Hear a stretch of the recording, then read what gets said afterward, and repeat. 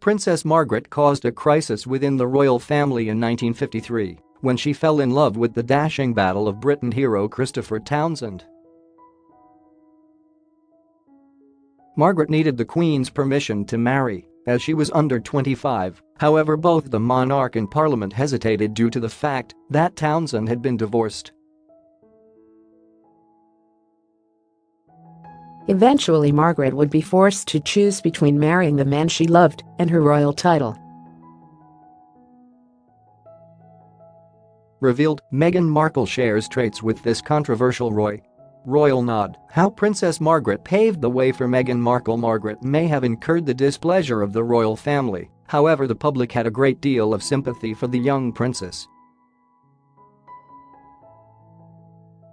Amazon Prime documentary Princess Margaret, her real-life story narrates how the royal family initially separated Margaret from Townsend when their love affair became public. The biography, which first aired in 2007, relates how, unbeknown to Margaret, the plan was for Townsend to be sent to a diplomat's post in Brussels for 2 years. Margaret was sent on a royal tour with the Queen Mother to Zimbabwe, then known as Rhodesia. It was a punishing schedule, 54 appointments in just 16 days. There was only one rest day scheduled. It was during this brief respite that the Queen Mother broke the news to Margaret that when she returned home in a few days' time Townsend would no longer be there.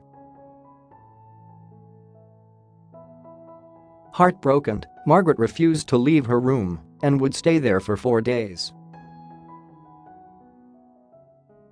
The biography added, nursing her wound and reflecting on the irony of being a princess with less freedom than any commoner to choose the man she loved. When Margaret returned home, the news that her lover had been spirited away was now general knowledge. The documentary added, already there was evidence of wide and deep popular support for the princess who in the public perception had been shabbily treated by a stuffy and heartless establishment that was hopelessly out of touch. In addition, the documentary reveals how a poll at the time showed overwhelming support for Margaret's right to marry Townsend. However, in the end, Margaret chose the House of Windsor and her royal duty instead of the man she loved.